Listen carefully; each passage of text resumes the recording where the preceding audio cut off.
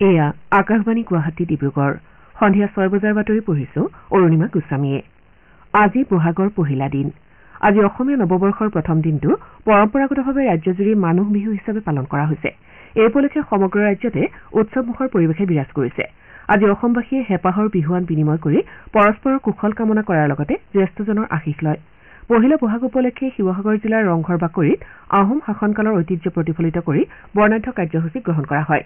প্ৰতীকী স্বৰ্গদেউক লৈ তলাতল ঘৰৰ পৰা উলিওৱা শোভাযাত্ৰাই ৰাইজৰ মাজত ব্যাপক উৎসাহ উদ্দীপনা সৃষ্টি কৰা পৰিলক্ষিত হয়। তলাতল ঘৰৰ পৰা হাতীত উঠি স্বৰ্গদেউ আহি ৰংঘৰত আসন গ্ৰহণ কৰাৰ লগে লগে ৰংঘৰৰ বাকৰিত ৰঙৰ মেলা আৰম্ভ হয়। পৰম্পৰাগত ৰীতি অনুযায়ী আহোম শাসনকালত নিৰ্মিত এছিয়াৰ প্ৰাচীনতম ব্যৱহৃত পেভিলিয়ন ৰংঘৰত বিহু উপলক্ষে মল্লযুঁজকে ধৰি বিভিন্ন খেল অনুষ্ঠিত হয়। বিহু উপলক্ষে বিভিন্ন ঠাইত মঞ্চ বিহুৰ কাৰ্যসূচীও গ্ৰহণ কৰা হৈছে। তিনিচুকীয়াৰ চলিহানগৰ খেলপথাৰত সদৌ অসম ছাত্ৰ সন্থাৰ উদ্যোগত মুকলি বিহু আয়োজন কৰা হৈছে। মুকলি বিহুত মৰাণ, মটক, আহোম, চুতীয়া, নেপালী, সোণোৱাল কছাৰী, চাহ জনগোষ্ঠীৰ প্ৰতিনিধিয়ে নিজৰ সংস্কৃতি প্ৰদৰ্শন কৰিব। কামৰূপ জিলাতো বিগত বছৰৰ দৰে পৰম্পৰা ৰক্ষা কৰি ৰঙালী বিহুৰ আয়োজন কৰা হৈছে। ৰঙিয়া মহকুমাৰ ৰঙালী বিহু সন্মিলনীয়ে অনুষ্ঠানৰ সৈতে সংগতি ৰাখি মুকলি বিহু, জ্যেষ্ঠজনক সেৱা আৰু কনিষ্ঠজনক আশীৰ্বাদ প্ৰদান, জেং বিহু আদিৰ আয়োজন কৰিছে। পূব ৰঙিয়া প্ৰগতি সংঘতো বিহু উপলক্ষে বিভিন্ন কাৰ্যসূচী গ্ৰহণ কৰা হৈছে। ইফালে কাৰ্বি আংলং জিলাতো ৰঙালী বিহুৰ বিভিন্ন কাৰ্যসূচী লোৱা হৈছে।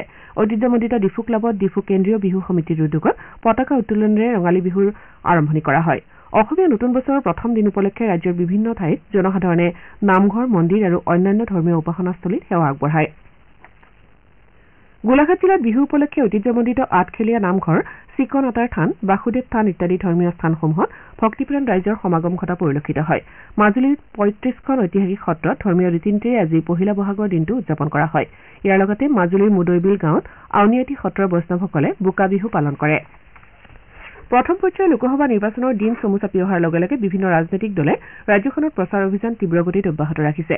দলসমূহে শীৰ্ষ নেতৃত্ব আৰু তাৰকা প্ৰচাৰকৰ উপস্থিতিত সমষ্টিসমূহৰ ঠায়ে ঠায়ে জনসমাৱেশ, মটৰ চাইকেল সমদল, ৰোড শ্ব' আদি অনুষ্ঠিত কৰিও প্ৰচাৰ চলাইছে।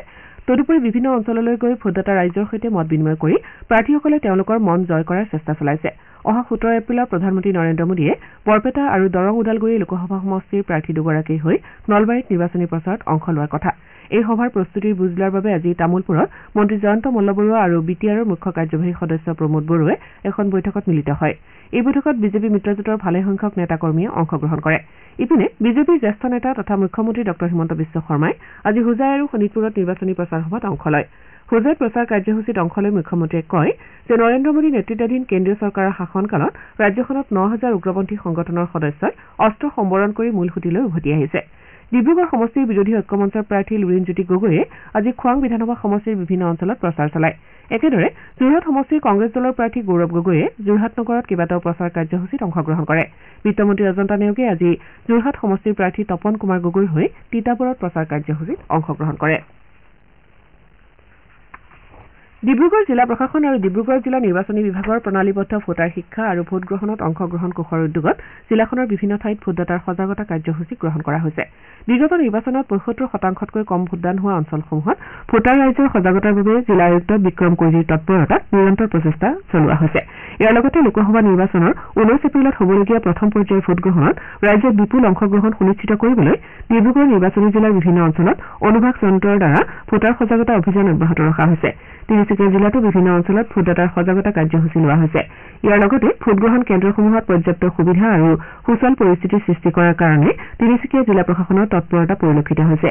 তিনিচুকীয়া নিৰ্বাচনী জিলাৰ অন্তৰ্গত ভোটগ্ৰহণ কেন্দ্ৰসমূহত জিলা প্ৰশাসনৰ বিষয়াই পৰ্যবেক্ষণ অব্যাহত ৰাখিছে। যোৰহাট জিলাতো লোকসভা নিৰ্বাচনৰ প্ৰথম পৰ্যায়ৰ ভোটগ্ৰহণ সুকলমে সম্পন্ন কৰিবলৈ জিলা আৰক্ষী প্ৰশাসনে সকলো ব্যৱস্থা গ্ৰহণ কৰিছে। অসমৰ খিলঞ্জীয়া জনজাতি মৰাণসকলৰ পুৰোধা ব্যক্তি বীৰ ৰাঘৱ মৰাণৰ ২৫৪ সংখ্যক তিৰুভাৱ তিথি আজি বিভিন্ন কাৰ্যসূচীৰে পালন কৰা হয়।